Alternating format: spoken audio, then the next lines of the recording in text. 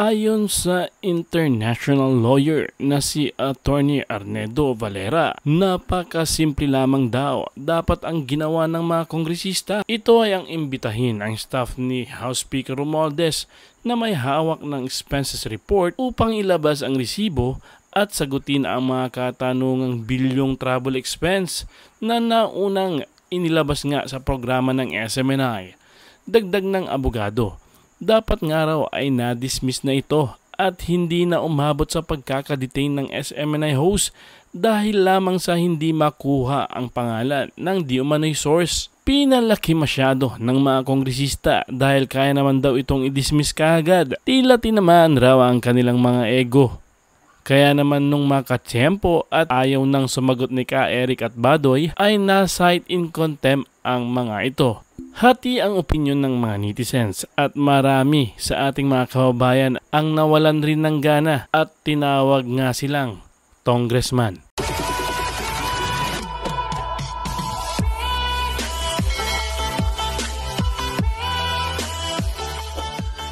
Again, babalikan natin anong anggulo, saan tama yung gumawa ng committee hearing na ito. So, hindi yan ang dapat kinukomite hearing ninyo. Ibig nyo sabihin, every criticism na matanggap ng isang public official, dahil ayaw nyo yun, isa-subject nyo sa committee hearing, that's abuse of congressional power, Angelo. Opo. Wala yang titindigang paa, kumbaga, no? Kasi whether you like it or not, napakasimple lang dapat nung ginawa nila dyan eh. So halimbawa yung office ni Speaker Romualdez ay or yung staff niya pinaliwanag. Pwede naman ipaliwanag yun eh. Opo. Hindi po totoo na may 1.8 billion na traveling funds, ganito po yan, no? Kasi hindi naman nag-accuse eh. Pinost niya as a question yan, Angelo. So malinaw yan.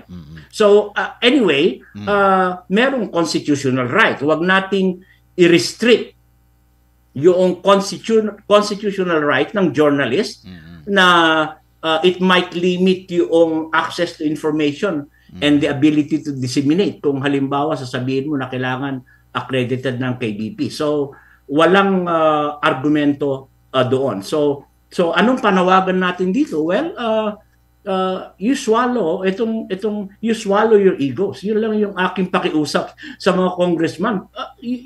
Pakawalan ninyo yan. Si Ka Eric tsaka si Dr. Lorraine, wala kayong rason na i-detain ang mga journalists who are trying to follow the law which Congress itself passed way back in 1956. Opo. Pero yung may marami pong nagsasabi, nag-feed na, although obvious na detractors nitong dalawa, yumabang daw po sila, parang hinahamon nila yung Kongreso, kaya yan, pinarusahan sila. Yumabang na daw yan si Dr. Lorraine. Minsan, kasamahan pa niya sa university yung mga nagsasabi. UP, ganun.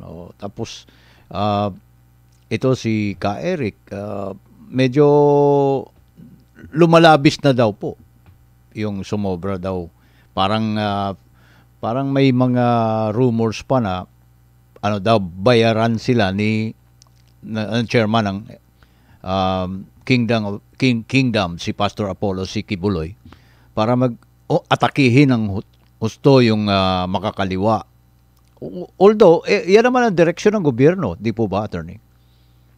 Pero personal assessment yun. Subjective assessment ng mga congressman yun. No? Kung tinitignan nila na because of very emphatic si Dr. Lorraine and Ka Eric sa papapaliwanag, very articulate sila. Hindi naman kalabisan yun eh. Nagbigay naman sila ng respeto. Pero kung ipipilit mo, kahit ako, halimbawa, doon sa katayuan nila, ipipilit mo sa akin. Ilang beses ko nang sinagot na ang karapatan ko ay hindi ko pwedeng i-disclose ang source. Tapos ipipilit mo pa rin. And then gusto pa nila lang i-reduce the executive sessions para sabihin na dito mo na lang sabihin. Pareho din yun. Because you are by itself violating the law. You're violating SOTO law. So, hindi mo pwedeng gawin yun no matter what. Whether it is in the committee or in the form of executive sessions. Ang ginawa sana nila yon ay dapat tinerminate na nga yung committee hearing agad kasi kung yun lang yung pagbabatayan nila, no? At ano ba yung in aid of legislation ba ito? Itong ginawa nila or simply because they don't like that program of Dr. Lorraine and Ka Eric, lalong-lalo na sa usapin na tinatanong doon sa programa niya, focusing doon na nanggaling sa isang congressional source yung travel funds ni Speaker Romualdez. Dahil dito, attorney, may binantaan na yung mismong network. Ano po yung makikita niyo yung linyang connection nitong sabihin na natin pag-persecute kina Ka Eric at Dr. Lorraine? Bakit ang SMNI naglabas yung isang kongresista ng resolution urging National Telecommunications Commission to suspend the network, SMNI? Ano po yung masasabi niyong logic dun sa sinasabi ng resolution na yun? Well, walang logic yan. Poisoning the wells yan, kumbaga, no? Yan yung tinatawag nating violation, halimbawa sa logical fallacy of reasoning na hindi malinaw sa'yo kung parang you're trying to expand itong nangyayari ngayon and then ang tinitira mo ngayon halimbawa is yung SMNI right now. Mm-hmm. So that would be a separate and distinct issue. Whether you like it or not, napakasimple lang dapat nung ginawa nila dyan eh. So halimbawa yung office ni Speaker Romualdez or yung staff niya pinaliwanag. Pwede naman ipaliwanag yun eh. Opo. Hindi po totoo na may 1.8 billion na traveling funds. Ganito po yan, no? Kasi hindi naman nag-accuse eh. Pinost niya as a question yan, Angelo. So malinaw yan.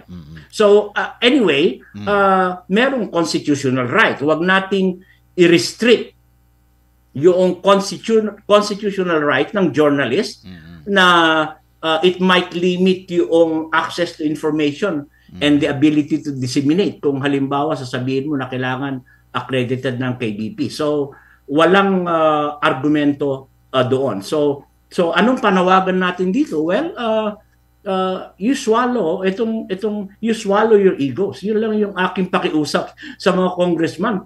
Ngayon, meron pa ako nakita diyan, no? Parang sinasabi nila, well, hindi naman journalist si Ka Eric at si Dr. Lorraine dahil hindi daw member ng KBP, no? Or yung kapisanan ng broadcaster ng Pilipinas, no? Now, naintindihan natin na may context na gano'n, but just remember na ang KBP ay tinatawag natin private organization, no? So, yung hindi requirement sa isang journalist na ma-accredit ng KBP. Dapat maliwanag yan, no? Dahil walang specific laws sa Pilipinas that mandate journalists to be accredited by KBP para mag-practice ng journalism, Angelo. Basic yan. Kasi the practice of journalism is not limited by such affiliations. So dapat ipaliwanag natin yan sa mga nanonood, no? And then at the same time, kahit na tignan natin sa international standards, no? Alam mo, bilang continuing student of international law, in terms of international standards on freedom of expression and tinatawag nating press freedom, yung pag-require ng mga journalists na katulad ni Ka Eric halimbawa at ni Dr. Lorraine or any journalist na ma-accredit ng isang specificong organization ay may be considered or seen na parang isang gatekeeping yan na pwede niyang maging balakid yan or sangkaan yung free flow of information. So napakahalaga niyan, no? So yung pagbibigay mo, halimbawa, yung interpretation ng mga ibang congressman na ang KBP ay making them as if yung accreditation is mandatory, maling pananaw yon. Kasi parang binibigyan mo yung isang non-state actor. Pag sinabi kong non-state actor, Angelo, ang KBP is non-state, hindi yan bahagi o ahensya ng pamahalaan. Pag binigyan mo sila ng undue power, it might lead to conflicts, hindi ba, of interest. At saka yung tinatawag nating bias, no? Although ang KBP can lend credibility, hindi ba? Sabi natin, under certain standards. Pero uulitin ko ulit, Angelo, hindi yan legal requirement for the practice of journalism under Philippine law. Napakahalaga yan, no? So, and then, at the same time, alam mo, 2023 na tayo, Angelo, with the advent ng digital media, yung tinatawag natin nature ng journalism, nag-evolve na yan, nagbago na yan. Kayo mga kababayan, ano ang masasabi nyo sa usaping ito?